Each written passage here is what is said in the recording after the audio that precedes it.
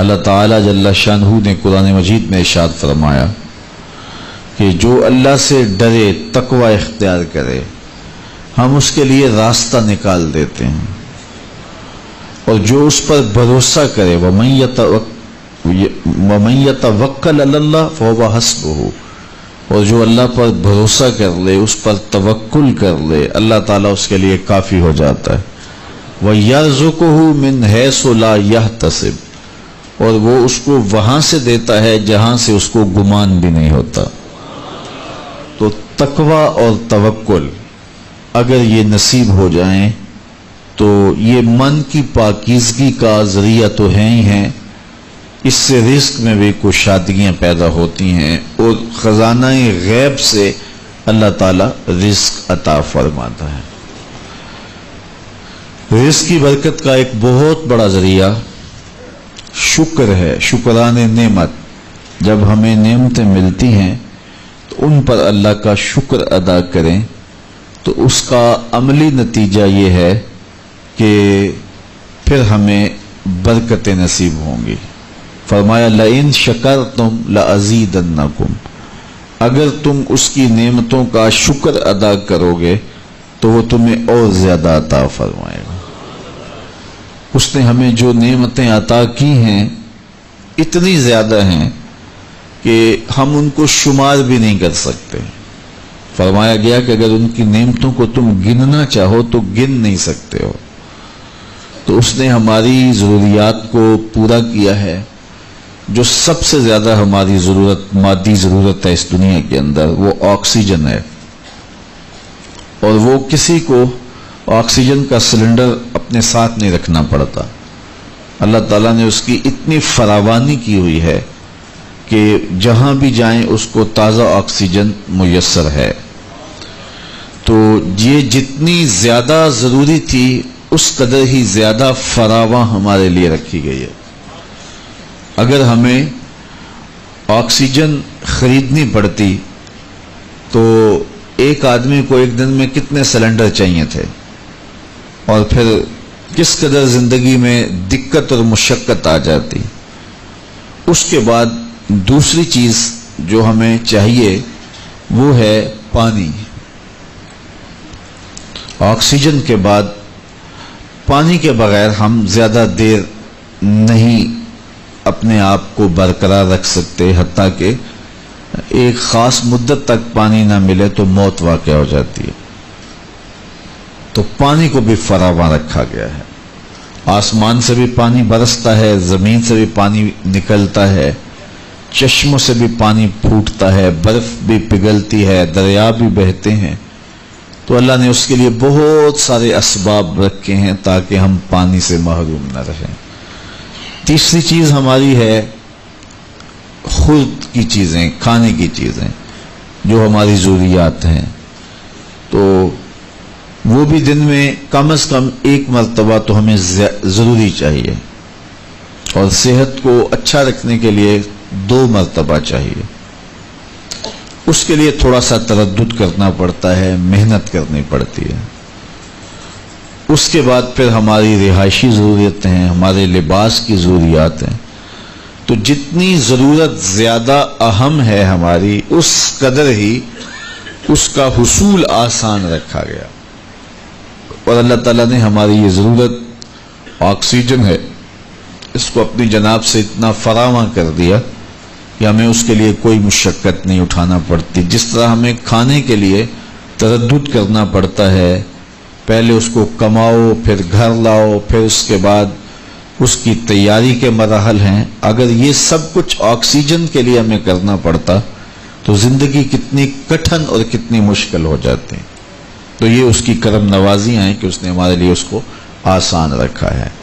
تو کہا اگر تم تقوی اختیار کرو اور اللہ تعالیٰ جل شانہ پر توکل اور بھروسہ کرو تو تمہیں وہ وہاں سے رزق دے گا جہاں سے تمہیں گمان بھی نہیں ہوگا۔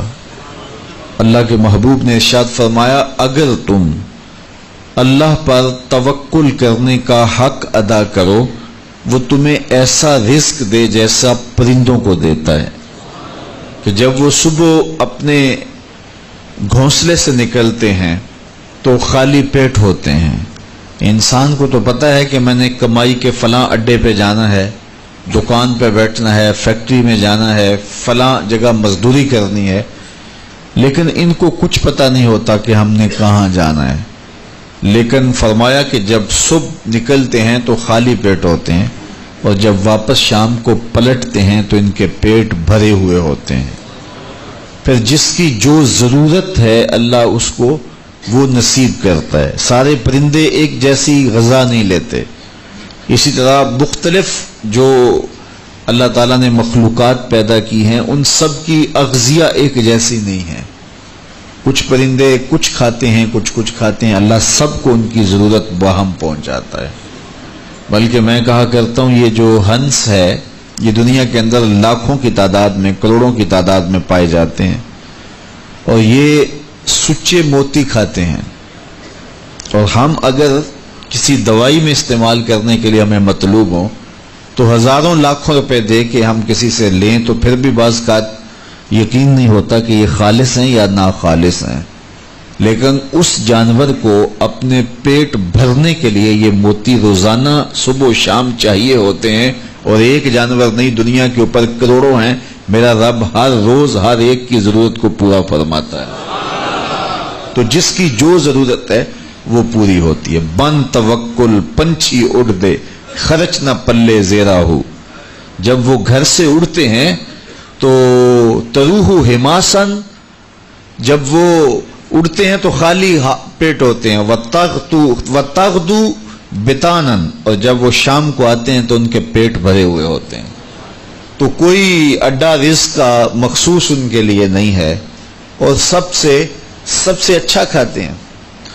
وہ جو امرود کا باغ ہوتا ہے اس میں اگر آپ دیکھنا ہو کہ سب سے اچھا میٹھا امرود کون سا ہے تو وہ ہوگا جس کو طوطے نے چونچ لگائی ہو، کیونکہ یہ سب سے اچھا پھل پورے باغ میں. ایک نہ ہوتا ہے ایکسپورٹ کوالٹی، یہ اس سے بھی بہتر کوالٹی لیتا ہے. تو اللہ تعالیٰ نے اس کے لیے سب سے اچھا رکھا ہوا ہے، تو اللہ نے یہ انتظام کیا ہوا ہے. تو فرمایا میرے حضور نے اگر تم اللہ پر توکل کرنے کا جو حق ہے اس کو ادا کر دو تو وہ تمہیں بھی ایسے ہی رزق عطا کرے جیسے پرندوں کو رزق عطا کرتا ہے. اگر توکل تمہیں نصیب ہو. حضرت رابعہ بصریہ کہ ہاں مہمان آئے تو انہوں نے خادمہ نے کہا حضرت مہمان آئے ہیں تو ان کے لیے کیا کیا جائے. کہا انہیں کھانا کھلاؤ. تو کہا کہ حضرت صرف ایک روٹی پڑی ہوئی ہے، تو مہمان 4-5 ہے، کم از کم 8-10 روٹیاں چاہیے. تو فرمایا اچھا اس روٹی کو اللہ کی راہ میں خیرات کر دو. تو خیرات کر دیا گیا. تھوڑی دیر کے بعد دروازے پہ دستک ہوئی. من الباب، دروازے پہ کون ہے؟ کہا فلاں کا فرستادہ غلام ہوں، میرے آقا نے آپ کے لیے کھانا بھیجا ہے. خادمہ نے کھانا وصول کیا اور کپڑا اٹھایا، گنا تو 4 روٹیاں تھیں. تو خادم سے کہا جلدی جلدی اس کو واپس کر دو، اس کے آقا نے کسی اور گھر بھیجا ہوگا، یہ غلطی سے ہمارے گھر آ گیا. کھانا واپس کر دیا. پھر دروازے پہ دستک ہوئی. پوچھا من دق الباب، دروازہ کس نے کھٹکھٹایا؟ کہا فلاں کا فرستادہ غلام ہوں. خادمہ نے کھانا وصول کیا. حضرت رابعہ نے کپڑا اٹھایا تو گنا تو 6 روٹیاں تھیں. کہا اس کے آقا نے کسی اور ہاں بھیجا ہوگا، یہ غلطی سے ہمارے گھر آ گیا. کھانا واپس کر دیا. پھر دروازے پہ دستک ہوئی تو پوچھا دروازے پہ کون ہے؟ کہا فلاں آقا کا بھیجا ہوا غلام ہوں. اور انہوں نے کہا یہ کھانا حضرت رابعہ کو دے کے آنا ہے. تو خادمہ نے وصول کیا. حضرت رابعہ نے کپڑا اٹھایا، گنا تو 10 روٹیاں تھیں. کہا ہاں یہ کھانا ہمارا، اس کو رکھ لو اور مہمانوں کو کھلا دو. کہا حضرت پہلے 2 بھی تو آپ کا ہی نام لیتے تھے اور اسی دہلیز پہ آئے تھے. کہا میرے رب کا وعدہ ہے جو 1 دیتا ہے میں اس کو 10 دیتا ہوں. تو پہلے 4 روٹیاں تھی، پھر 6 روٹیاں تھی. میں نے کہا مالک 10 دے گا تو تیری بندی وصول کرے گی. تو اگر اس پہ توکل قائم ہو جائے، اس پہ بھروسہ قائم ہو جائے تو پھر یرزقہ من حیث لا یحتسب، وہ وہاں سے دیتا ہے جہاں سے بندے کو گمان بھی نہیں ہوتا. تو توکل اللہ پر قائم کیجئے گا. کاروبار ضرور کیجئے گا. توکل یہ ہے کہ آپ وہ کام ضرور کریں لیکن کہیں کہ یہ میرے کام کا نتیجہ نہیں مجھے مل رہا، یہ میرے اللہ کا فضل مجھے مل رہا ہے، تو پھر دیکھنا کہ اللہ تعالیٰ کیسے راستے کھولتا ہے۔ تو جب انسان اللہ کے فضل پر توکل قائم کر لیتا ہے تو پھر کام کاج ضرور کرتا ہے، لیکن اس کی زندگی کی جو ٹینشن ہے وہ ختم ہو جاتی ہے۔ بندہ کہتا ہے کہ یہ ہے تو میں کرتا ہوں، تو یہ نہیں ہوگا تو یہ نہیں ہوگا، بس وہ جتنا کر سکتا ہے وہ کرے، باقی چھوڑ دے اس پہ، تو پھر وہ خزانہ غیب سے نصیب فرمائے گا۔ اچھا، حضور علیہ السلام نے ایک اور چیز ارشاد فرمائی، بلکہ اپنی امت کے لیے دعا دی، اللہم بارک لامتی فی بکورہا، اے اللہ میری امت کے لیے صبحوں میں برکتیں ڈال دے۔ جو کام صبح کیے جاتے ہیں ان کاموں میں بڑی برکت ہے، جو کام جو ہے وہ دیر سے کیے جاتے ہیں، رات کو کیے جاتے ہیں، دوپہر کے بعد کیے جاتے ہیں، ان میں وہ برکات نہیں رکھی گئی جو حضور کی دعا سے صبح کے کاموں میں برکت رکھی گئی ہے۔ تو اس لیے آپ اپنے کام کاج میں جو ہے وہ صبح کو اس کا آغاز کیجئے، پھر دیکھنا کہ برکتوں کے قافلے کیسے اترتے ہیں، اس لیے کہ میرے حضور کی دعا کبھی مسترد نہیں ہوتی۔ اجابت کا صحرا، عنایت کا جوڑا، دلہن بن کے نکلی دعائے محمد صلی اللہ علیہ وسلم۔ اللہم بارک لامتی فی بکورہا، اے اللہ میری امت کی صبحوں میں برکتیں ڈال دے۔ تو جو کام صبح کے وقت کیے جاتے ہیں اس میں برکت رکھی گئی ہے۔ اگر آپ چاہتے ہیں کہ ہم آسودگی حاصل کریں تو پھر اپنے کاموں کا آغاز صبح سے کیجئے۔ اللہ اکبر، اس کی برکات آپ کو نصیب ہوگی۔ اور ایک اور بات ارشاد فرمایا کہ جو چاہتا ہے کہ اس کی عمر میں برکت ہو اور اس کے رزق میں برکت ہو، دو چیزیں جو چاہتا ہے، جو یہ چاہے کہ اس کے رزق میں اور اس کی عمر میں برکت ہو، اور یہ ہر بندہ چاہتا ہے، تو میرے حضور نے فرمایا کہ وہ اپنے رشتہ داروں کے ساتھ سلوک اچھا کرے، صلہ رحمی کرے۔ بعض اوقات ہوتا ہے کہ وہ رشتہ داروں کا رویہ اچھا نہیں ہوتا۔ میں آپ کو بتاؤں کہ سب سے بہتر صدقہ کون سا ہے؟ سب سے بہتر صدقہ وہ ہے جو ناراض مفلس رشتہ دار کو دیا جائے، سب سے افضل صدقہ، چونکہ اس میں نفس شامل نہیں ہوگا۔ بندہ کہے گا آپ شریکوں کو دیں، یہ پہلے ہمارے مخالف اور کھڑے ہو جائیں گے، لیکن وہ کسی وجہ سے وہ ہو مجبور گئے، مفلس ہو گئے، تو جو مفلس مجبور ناراض رشتہ داروں کو صدقہ دیا جائے اس میں نفس درمیان میں کھڑا نہیں ہوتا، تو وہ صدقہ اللہ کو بڑا محبوب ہے اور وہ سیدھا سیدھا قبول ہوتا ہے۔ تو جو یہ چاہے کہ میری عمر زیادہ ہو اور میرے رزق میں برکتیں ہوں، تو میرے حضور نے ارشاد فرمایا کہ وہ کیا کرے، وہ اپنے رشتہ داروں کے ساتھ اچھا سلوک کرے۔ صلہ رحمی کی تلقین کی گئی، اس سے آسودگی بھی نصیب ہوتی ہے اور یہ ایک اچھے معاشرے کی تشکیل کی ضمانت بھی ہے، اور اس سے رزق اور عمر میں برکتیں بھی نصیب ہوتی ہیں۔ اچھے اور صالح رزق کے لیے میں نے کل بھی ایک روایت آپ کے سامنے پیش کی تھی، وہ بھی علماء نے لکھی کہ دو بھائی تھے، ایک کام کاج کرتا تھا، دوسرا حضور کے پاس بیٹھا رہتا تھا۔ تو اس نے آ کے شکایت کی کہ حضور یہ میرا بھائی ہے، یہ میرے ساتھ کوئی مدد ہی نہیں کرتا، یہ آپ کے پاس ہی بیٹھا رہتا ہے۔ تو حضور نے فرمایا کہ شاید اللہ اس کے صدقے سے تجھے رزق دیتا ہو۔ تو جو دین کے لیے بھائی لگ جائیں، رشتہ داروں میں، اعزاء و اقربا میں، یا ویسے ہی طلباء کے لیے آپ اگر شامل ہو جائیں تو پھر وہ آپ کے کاروبار میں، رزق میں برکت کا سبب و ذریعہ ہو جائے گا۔ ایک اور چیز حضور نے فرمائی، حل تنصرون و ترزقون الا بدعفائکم، فرمایا تمہیں جو رزق دیا جاتا ہے اور بعض امور میں تمہاری مدد کی جاتی ہے، اور مشکل حالات ہوتے ہیں، حالات ٹال دیے جاتے ہیں، میرے حضور نے فرمایا تمہیں پتہ ہے وہ ایسا کیوں ہوتا ہے؟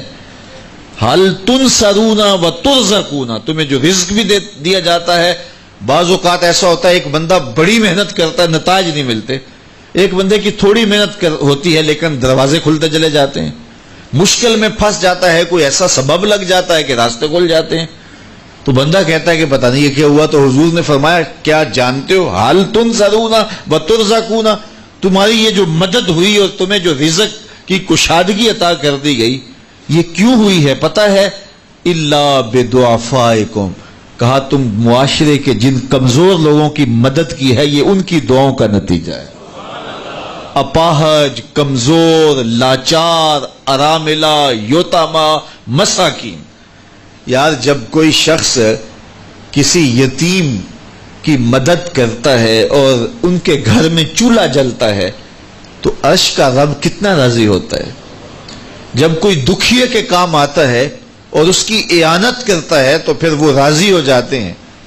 غریب پھنسے ہوئے ماں باپ، گھر بیٹی جوان ہو رہی ہے اور بڑھاپے کی طرف اس کا رخ ہو رہا ہے اور ان کے پاس ہمت نہیں ہے کہ ان بیٹی کو اٹھا سکیں، تو کوئی صاحب ثروت چپکے میں جا کے ان کی مدد کر دیتا ہے کہ تیری بیٹی میری بیٹی ہے اور اس کو تو نے گھر کی دہلیز سے اٹھانا ہے، تو پھر وہ ایک دم خوش ہو جاتا ہے اور آسودہ ہو کے اس کا انتظام کرتا ہے اس کی شادی کا۔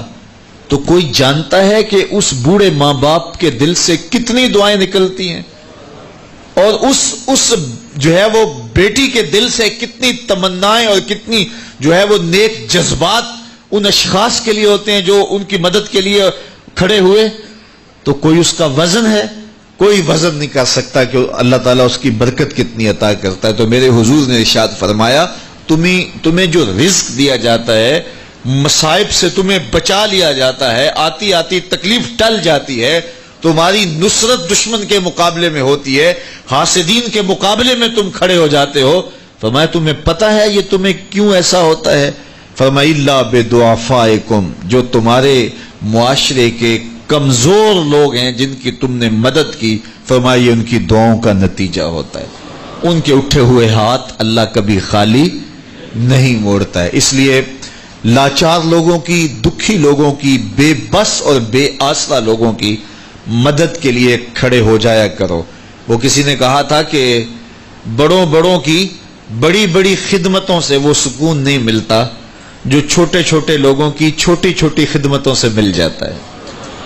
بڑوں کی بڑی خدمتیں بھی کریں تو وہ راضی نہیں ہوتے، لیکن چھوٹوں کی چھوٹی چھوٹی خدمتیں، یار غریب کو تو پیار سے کھڑا کر کے اس کے پشت پہ شفقت کا ہاتھ پھیر دیں تو وہ سارا دن خوشی سے گزار دیتا ہے کہ آج جو ہے وہ فلاں صاحب نے مجھے تکریم دی ہے، مجھے عزت دی ہے۔ تو میرے حضور نے فرمایا کہ تمہاری جو مدد ہوتی ہے اور رزق دیا جاتا ہے یہ تمہارے کمزوروں کی وجہ سے اللہ تعالیٰ تمہارے اوپر کرم فرماتا ہے۔ اچھا، ایک اور ذریعہ رزق کے اضافے کا حضرت عبداللہ ابن مسعود رضی اللہ تعالی عنہ کی مرویات سے۔ یہ حضرت عبداللہ ابن مسعود جلیل القدر صحابی ہیں، ان کے ہاں بیٹیاں ہی بیٹیاں تھیں۔ اچھا، جب ان کا آخری وقت آیا اور یہ بڑے سخت بیمار ہو گئے تو نزع کی سی کیفیت طاری ہو گئی، تو حضرت عثمان غنی رضی اللہ تعالیٰ عنہ ان کا حال پوچھنے آئے۔ تو جب حال پوچھا، بیٹھے، گفتگو ہوئی، واپس چلنے لگے تو حضرت عثمان غنی نے اشرفیوں کی 2 تھیلیاں نکال کے حضرت عبداللہ ابن مسعود کو پیش کی۔ تو انہوں نے کہا کہ مجھے تو اس کی ضرورت نہیں ہے، میں تو اس دنیا سے جا رہا ہوں، تو یہ مجھے کیوں دے رہے ہیں؟ تو حضرت عثمان نے کہا کہ یہ آپ کی بیٹیوں کے لیے، چونکہ آپ کی بیٹیاں ہی بیٹیاں ہیں تو یہ میں ان کے لیے پیش کر رہا ہوں، آپ کو تو واقعی ضرورت نہیں، دنیا سے جا رہے ہیں تو یہ ان کے لیے ہے۔ تو حضرت عبداللہ ابن مسعود نے پھر تھیلیاں موڑتے ہوئے کہا کہ میری بیٹیوں کو اس کی ضرورت نہیں ہے، اس لیے کہ میرے حضور نے فرمایا تھا کہ جس کے پاس سورہ واقعہ ہو اس کو غربت تنگ نہیں کر سکتی، تو میری بیٹیاں رات کو سونے سے قبل 1 مرتبہ سورہ واقعہ ضرور پڑھتی ہیں، اس لیے تم میری بیٹیوں کے بارے پریشان نہیں ہونا، اللہ کے فضل سے انہیں غربت تنگ نہیں کرے گی، ان کے پاس سورہ واقعہ جو موجود ہے، تو یہ کسی ایسے ضرورت مند کو دو جس کے پاس سورہ واقعہ نہیں ہے۔ تو سورہ واقعہ کی تلاوت یقیناً رزق کی فراوانیاں اور رزق کی برکتیں حاصل کرنے کا ایک ذریعہ ہے، اور دروازے کھل جاتے ہیں اگر سورہ واقعہ کی تلاوت تسلسل کے ساتھ کی جائے۔ اس لیے اپنے معمولات میں سورہ واقعہ کو شامل کر لیجئے گا، اس کی برکات سے انشاءاللہ رزق کی فراوانیاں نصیب ہوتی ہیں۔ ایک اور ذریعہ رزق کا، اور یہ بہت آسان، شکا رجل الی رسول اللہ دیک المعیشۃ والفقر، حضرت سہل بن سعد الساعدی رضی اللہ تعالی عنہ کی مرویات سے ہے۔ ایک شخص حضور کی خدمت میں حاضر ہوا اور اس نے کہا میں کثیر العیال ہوں، ذرائع آمدن بہت تھوڑے ہیں، میرے لیے کچھ ارشاد فرمائیے۔ بچے زیادہ ہیں، ذرائع آمدنی تھوڑے ہیں، تو میں مفلوق الحال ہوں۔ تو اس نے اپنے فقر کا، اپنی غربت کا حضور کے سامنے قضیہ رکھا۔ شکا رجل الی رسول اللہ دیک المعیشۃ والفقر۔ آقا کریم نے اس کو جو وظیفہ بتایا وہ بالکل آسان ہے، آپ سب کو پہلے یاد ہے، لیکن اس پہ عمل کرنے شروع۔ قال اذا دخلت الدار فسلم علی، کہا جب گھر جائے تو گھر میں داخل ہونے لگے تو گھر والوں کو السلام علیکم کہہ دیا کرو۔ یہ وظیفہ شروع کر لو کہ جب بھی گھر جاؤ السلام علیکم۔ اس کے بعد ایک مرتبہ سورہ اخلاص پڑھ دیا کرو، قل هو اللہ احد۔ یہ وظیفہ فرمایا تم نے شروع کر دینا ہے، جب بھی گھر جاؤ السلام علیکم یہ کہہ کے داخل ہو، پھر اس کے بعد قل هو اللہ احد ایک مرتبہ سورہ اخلاص پڑھ دیا کرو۔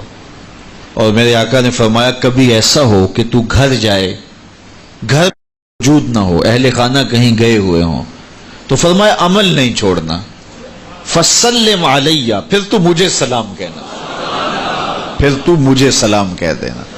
وہ صحابی فرماتے ہیں کہ میں نے یہ عمل شروع کر لیا، جب گھر جاتا السلام علیکم، اس کے بعد سورہ اخلاص پڑھ دیتا، بیٹھنے سے پہلے پہلے یہ کام کرتا۔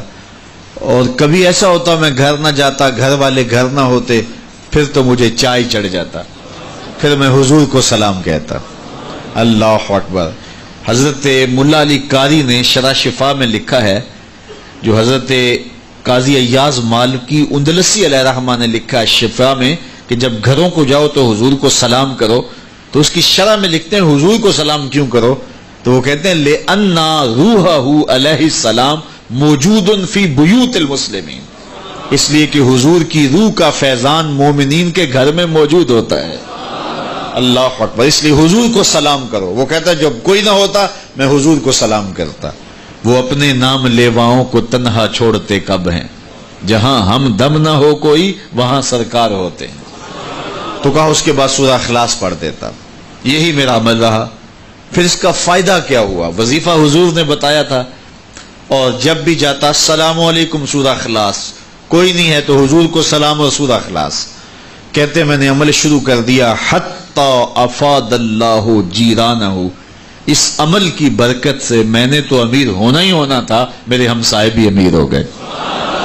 ایسی برکتیں، ایسی رحمتیں اتری کہ میرے ہمسایوں کے ہاں بھی فراوانیوں اور برکتوں کا نزول ہونے لگا۔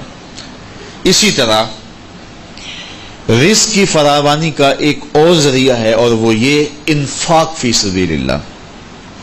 جب اللہ کی راہ میں آپ خرچ کریں گے تو پھر اس سے رزق بڑھتا ہے، جبکہ ہماری عقل و خرد کے فیصلے یہ ہیں کہ مال میں سے کچھ نکالا جائے تو ہمارا ریاضی اور حساب یہی کہتا ہے کہ کچھ کم ہوتا ہے، ہمارے کیلکولیٹر کا نتیجہ بھی یہی ہے، ہمارا اکاؤنٹنٹ بھی یہی کہتا ہے کہ اتنے نکال دو گے تو باقی اتنے بچیں گے۔ لیکن میرے حضور نے فرمایا کہ میں قسم اٹھا کے کہتا ہوں کہ صدقے سے مال کم نہیں ہوگا۔ ہمارے بزرگ فرمایا کرتے تھے کہ وہ پرانے زمانے میں کنویں سے پانی نکال کر کے کھیتیاں سیراب ہوتی تھیں، بعد میں یہ جو ہے وہ ٹیوبل آ گئے تو ان کی ضرورت نہ رہی، لیکن وہ کنویں کافی دیر لوگوں نے بند نہیں کیے تھے کہ پتہ نہیں کبھی پھر ان کی ضرورت دوبارہ نہ پڑ جائے، تو دیر تک وہ کنویں ہم نے بھی دیکھے، اب تو تقریباً بند ہو گئے، لیکن آج سے 10-15 سال پہلے چلے جائیں تو ہر گاؤں میں کنووں کے نشانات موجود تھے، اور بعض میں وہ پرانی مالا بھی لٹک رہی ہوتی تھی، وہ ٹنڈے وغیرہ، تو پرانے کنویں ہم نے دیر تک دیکھے، تو ان کنووں کو کسی نے بند نہیں کیا تھا، دیر تک وہ جاری رہے۔ تو میرے بزرگ فرمایا کرتے تھے کہ اب ان کنویں سے پانی نکالو تو گدلا بھی ہے، میلا بھی ہے، اور بہت نیچے بھی چلا گیا ہے، جبکہ انہی کنووں کا پانی تازہ بھی تھا اور شفاف بھی تھا اور بہت اوپر بھی تھا۔ کہا جب یہ کنویں باہر فیض دیتے تھے نیچے سے سوتے پھوٹتے تھے، جب انہوں نے باہر دینا چھوڑ دیا اللہ نے بھی عطا کرنا چھوڑ دیا، اب یہ بند ہو گئے۔ تو رزق کا معاملہ بھی یہ ہے، جب اس کی راہ میں دیتے رہو گے تو اللہ عطا کرتا رہے گا۔ یہ دیکھیے کھیتی کے پتے کاٹتے ہیں، وہ اس سے پھل زیادہ ہوتا ہے لیکن پھر دوبارہ انہی پتوں پہ پتے اگاتے ہیں۔ تو کبھی ایسا نہیں ہوا کہ پھل توڑنے سے ختم ہو گئے ہوں، توڑیں تو اس کی جگہ جو ہے وہ نیا۔ اگر آپ بھینس کو جو ہے وہ دودھ نہ نکالیں گے تو وہ بیمار پڑ جائے گی، تو اگر نکالیں گے تو تھوڑی دیر کے بعد پھر وہاں دودھ آ جائے گا۔ تو یہ اللہ کا نظام ہے، اگر تمہارے ہاتھ سے پیسہ نکلتا رہا تو پھر اللہ تمہیں فراوانی عطا کرتا رہے گا۔ بندہ کہتا ہے کہ میں جوڑوں تو برکت ہوگی، میرا رب کہتا ہے تم خرچ کرو گے تو برکت ہوگی۔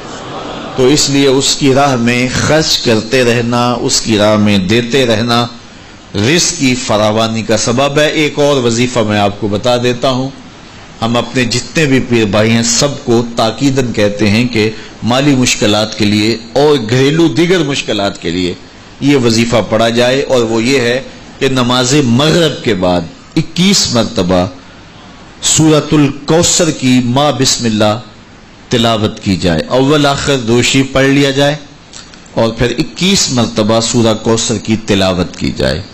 یہ عمل معمول زندگی بنا لیا جائے تو اس کا عملی نتیجہ یہ ہوگا کہ اللہ تعالیٰ جل شانہ اولاد کو بھی فرما بردار رکھے گا، اس کے نتیجے کے اندر جو ہے وہ رزق کاروبار میں بھی برکتیں ہوں گی، اس کے نتیجے کے اندر حاسدین دشمنوں کے شر سے بھی نجات رہے گی، اور اس کے نتیجے کے اندر اللہ تعالیٰ جو ہے وہ امور دینی میں بھی برکتیں عطا فرمائے گا۔ تو یہ ایک مؤثر ذریعہ ہے، اور اگر کسی کو مسائل زیادہ ہوں تو وہ ہر نماز کے بعد یہ عمل کر سکتا ہے، ورنہ مغرب کے بعد 21 مرتبہ سورہ کوثر کی تلاوت کرنے سے بہت ساری برکات حاصل ہوتی ہیں۔ لا حول ولا قوت الا باللہ، اس کا یہ وظیفہ میرے حضور نے خود بتایا، اور اس کی یہ 99 بیماریوں کا علاج ہے، اور میرے حضور نے فرمایا کہ یہ وظیفہ میں نے کہاں سے لیا ہے؟ حضور فرمایا کہ عرش الہی کے نیچے ایک خزانہ ہے، خاص خزانہ، فرمایا یہ وظیفہ مجھے وہاں سے ملا ہے، اور اس میں 99 بیماریوں کا علاج ہے، اور اس میں سب سے کم درجے کی بیماری ہم اور غم ہے۔ تو اللہ تعالیٰ جل شانہ ہمیں جس طرح دنیاوی اسباب ہمارے پیش نظر ہوتے ہیں تو روحانی امور کے ذریعے سے بھی ہم برکتوں کے حصول کو آسان کر سکتے ہیں۔ اللہ میرے لیے آپ کے لیے ہر طرح کی کشادگیاں عطا فرمائے، ایسے فقر سے بچائے محفوظ رکھے جو کفر تک پہنچا دیتا ہے، اور ایسی دولت سے بھی بچائے جو دولت قارون بنا دیتی ہے۔ اللہ ہمیں دولت عثمان عطا کرے، اور اگر قسمت میں فقر ہے تو پھر فقر سلمان عطا کرے، پھر فقر بلال نصیب کرے، پھر فقر ابو ذر عطا کر دے۔ تو اللہ ہم سب کو دنیا آخرت کی بہتریاں بہاریں نصیب فرمائے۔ دعا کے لمحات اب قریب ہیں، جب بندے اللہ کے حضور ہاتھ اٹھا کے دعا مانگتے ہیں تو بندوں کے اٹھے ہوئے ہاتھ اللہ کبھی خالی نہیں موڑتا۔ دعا ہر صورت قبول ہوتی ہے، یا تو یہ کہ جو مانگا ہے وہ مل جاتا ہے، یا جو مانگا ہے وہ نہیں، اس کے بدلے میں کچھ اور عطا کر دیا جاتا ہے، یا پھر جو مانگا ہے وہ فوری نہیں ملتا، کچھ دیر کے بعد عطا کیا جاتا ہے، یا پھر دعا ذخیرہ کر لی جاتی ہے اور اس کا صلہ آخرت میں دیا جائے گا۔ اور روایت میں آتا ہے کہ جب دعاؤں کو ذخیرے کی صورت میں آخرت میں صلہ نصیب ہوگا تو لوگ آرزو کریں گے کاش کہ ہماری دنیا پہ کوئی دعا قبول ہی نہ ہوئی ہوتی۔ تو اللہ تعالیٰ کے حضور عجز سے پورے تیقن سے دعا مانگنی چاہیے، من قلب لاہن فرمایا گیا، کھیلتے ہوئے دل سے جو دعا کی جائے اللہ اسے قبول نہیں کرتا. کھیلتے ہوئے دل سے نہیں، پورے تیقن سے، پورے انہماک سے، پوری توجہ سے جو دعا مانگی جائے. دیکھیے میں آپ سے کوئی بات کروں تو میرا رخ دوسری جانب ہو اور بات آپ سے کروں گا تو آپ کو بھی اچھا نہیں لگے گا، تو احکم الحاکمین کو کیسے اچھا لگے گا کہ کوئی بندہ مانگ اس سے رہا ہو لیکن دل اس کا کسی اور جگہ پہ کھیل رہا ہو. تو ایسی دعا اللہ قبول نہیں کرتا. اور پھر اس کی شرط ہے رزق حلال. حرام رزق سے پلے ہوئے بدن اور الشخص کی دعا قبول نہیں ہوتی.